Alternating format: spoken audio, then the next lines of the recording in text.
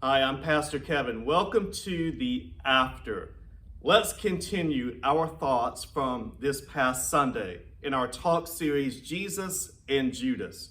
If you feel like you're not following along with what we're talking about and you missed this past Sunday, you'll want to watch that sermon recap video first, and that should be available tomorrow. But for those of you that joined us, let's talk about this relationship with Jesus and Judas as we were in week 3. And we were discussing why Judas did what he did. Toward the end of Jesus' life and then toward the end of their relationship, the Bible tells us that Judas went to the priest and asked them, "What will you give me if I betray Jesus into your hands?" And they offered him 30 pieces of silver. We talked about the fact that in the best understanding that we have, that would have been worth about $197 in today's economy. Now, Judas was treasurer, and the Bible says that he was also a thief. So from the money that the disciples collected, and as people would give out of gratitude to Jesus and his disciples, the Bible says that Judas helped himself to that bag.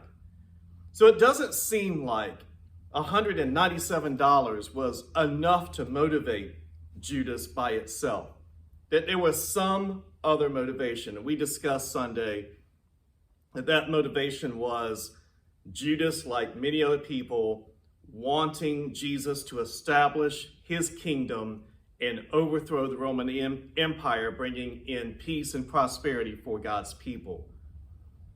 This is interesting, because if what Judas really wanted was to be free, he wanted Rome to be expelled from God's territory that he had given for his people. If that's truly what he wanted, then he must have found that Jesus was acting too slowly or that he was too passive, because the idea would have been that he was trying to force the action. If he's ready for Jesus to take up arms and battle it out and establish his throne, then Jesus certainly would have been disappointing to him. In fact, the theme of our talk Sunday was when God doesn't meet your expectations. So if Judas is truly ready for Jesus to begin a protest and a rebellion, then he must have been disappointed with how slowly Jesus was acting. And we can see that the disciples likely believed that, because in John chapter 18, the Bible tells us that as Jesus is arrested, that Simon Peter, who had a sword, verse 10, drew it and struck the high priest's servant, cutting off his right ear. So when the Roman soldiers come with Judas to arrest him, there is a violent reaction by Peter, who must have thought, here it is, it's all going down now. So if what Judas truly wanted was for Jesus to start the ball rolling in violently rebelling against the Roman Empire and setting God's people free, then what that tells us is that all of this was motivated by greed and impatience. You had to think that Judas, if he is treasurer of the group, that he must feel that if Jesus asserts his kingdom, that there's going to be a special place for him. I truly believe that was part of his thinking. But the bigger thing here that speaks to us is the impatience. Now, Judas wants Jesus to do something. He wants God to get busy doing something. And toward the end, the Bible tells us that Satan, our spiritual enemy, entered into the heart of Judas and motivated his actions. It concerns me to think how many times in my life that I've been praying for something, that I've really, really wanted something. And just as we talked about Sunday, God did not meet my expectations. Many times in my life, I'm sad to admit that I've been so impatient that I tried to think of what could be holding God back or how I could help him. Is there something I can do to get this going? When you've prayed about something for a long time and God is not answering your prayers, or if you've suffered for a long time or you've been miserable for a long time, you think there must be something holding God back and maybe I can help him. You get impatient. But it concerns me when I see just how sinister and evil Judas became from a very humble beginning to this point, that Satan was thriving on that impatience. Let me say that one more time. Satan was thriving on the impatience that Judas had.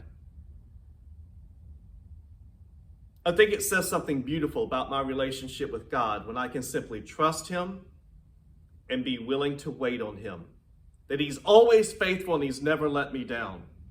Isaiah wrote that those who wait upon the Lord shall renew their strength. We see the beauty of trusting him in our circumstances and waiting on his plan. But when I become restless and impatient, when I think I need to help God out like Judas did, like Abraham did when he decided to try to have a son through Hagar, his slave. When I start to feel like I can help God out, or that God must be slow in doing something, that Satan is thriving on that. That Satan harasses me, that Satan makes my life miserable when I give him that open door of impatience and I'm trying to figure out what I can do to help God out. There's a beauty in a divine quality to waiting on God, to recognizing his plan is best, to knowing that he knows what is best for me and he knows what is best for you. So let's look at the life of Judas and learn from it that impatience can be a door opened for all kinds of trouble, and that our spiritual enemy, Satan, will thrive on it. For us, it is much more beautiful and rewarding to simply say, I don't understand what's going on, but I trust the faithfulness and the wisdom of God. God, on you, I will wait. I want you to think about the circumstance you're going through right now that you've been praying about, and maybe you can make that confession today. God, on you, I will wait. Thank you for joining us for the After. I hope you have a great week. We're going to conclude our talk series, Jesus and Judas, this Sunday, Memorial Day weekend. I hope you'll join us 10:10 a.m. Have a great week.